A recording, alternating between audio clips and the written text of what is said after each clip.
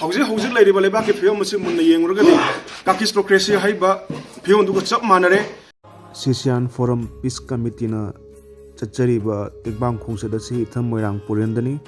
हौखिबा चही की मे की तांग 15 दगी लेपतन चथरकबा तेगबांग खोंगसद सिंगी मनुंगदा अमनी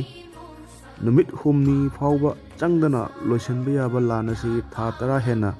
लेपतबा से दाइखोई तुमिन लेथोकपा ngamde 21st century की मणिपुर की आउटर की MP सिंह हंगन येंगलुबदा अखोइना कुकीबु अखोइगी लीडर ने हाइना पार्लियामेंट थारुबसे यामना लालमले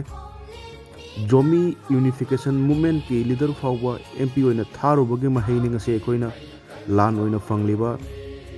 अखोइ मैतै की प्रायोरिटी होंदोकपा मथौ तारे नत्रगदि अखोइगी सोशो इकोनॉमी सोकपा खक्ता नतना आइडेंटिटी पुमांग मांगबगी ममी मांगदा तादना लेरे मैतै की इमा इबेन इचिनाव अखोइ ख्वाइ पुनमंगना हंदकी मतंग सिदा अखोइना अखोइगी लेरंबा डिग्निटी अखोइगी प्राइड अदु खक्तगी सुम कोइलाव लावबा हाइबदु तारबगुंबनी सेंटर दी कुमहै येंगदुना लेथोक लेरे डेमोक्रेसी ने हाइदुना मागे अपाम्बा फिलोसफी नि हाइदुना तौ लेरिङाइदा अखोइ मैतैगी फिरेप अमा इकाइ काइरब्रा खल्ली कुकीना इंडिविजुअलिस्ट फिलोसफी नत्रगा डेमोक्रेसी द मवा लौदुना हौजिक कुकीना मखोइगी असोइबा अरानबा कया लई खंगना मैतैदा पुलप ओनसिलगा लान तौ लेरिसे असुमना अखोइसु पुलप पुनसिलगा कुकीदा लान तौसंद्रबदि याररोइ खल्ली डिसीजन अमा लौबदा मिंचत तानबदा होय मसेन सिंगु ताखिबदि पामदे under one force under one ideology दा अखोइ पुन्ना लान तौजबदि याररोइ खल जति इथम मैरांग पुरेलगी यांखेदि सुबा आरामबाई बेंगलगी इनाव संगी अवार पात खतिक गोरे बुमते मोइना भागना किसान फोरम पीस कमिटीना मतें पांगो लाक्चरी अखोइ हौकिबा मेगे तांग 15 दगी लांगंगबा मणिपुर की मफम कासिनग्रा सुंग लेप लेतना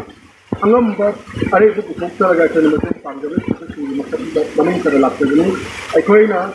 लेजना अरे वक्रा अखोइ लिखाद लेजबसिन पुथोलगा खाइगेनरगा अखोइ मतें पांगबसी इदै बाग लेत्रबदा इसागी इरमदबना कायरबदा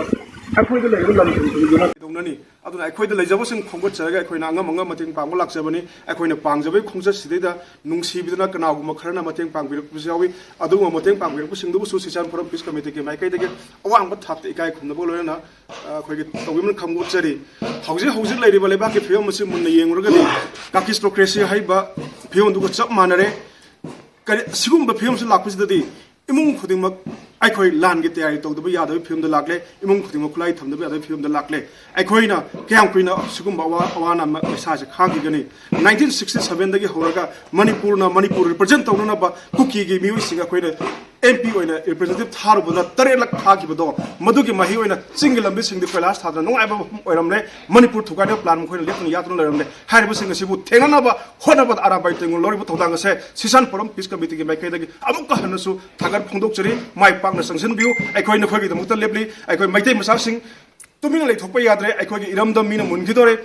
1967 दगी हौरगा मोहैना चंगसिलमिबा प्लान हाइदि ममांग मोइना प्लान मयाम तौरगसु मोइना MP ओइना खैना थारुबदे मोइना चंगसिलमिबा प्लान सिंगजे अखोइ हौसिदा खगै अदुन मसिगुम असोइबा सिंग थोक्तनबा लाखदोरिबा अखोइगी मखा तारकबा सिंगदि कुकीबु अखोइ मणिपुर की महुत सिलगा थाबाइबा से मसि थादबा सुमद्रा हाइबा से मसु अखोइदा वाखनदा फावक्तबा नते।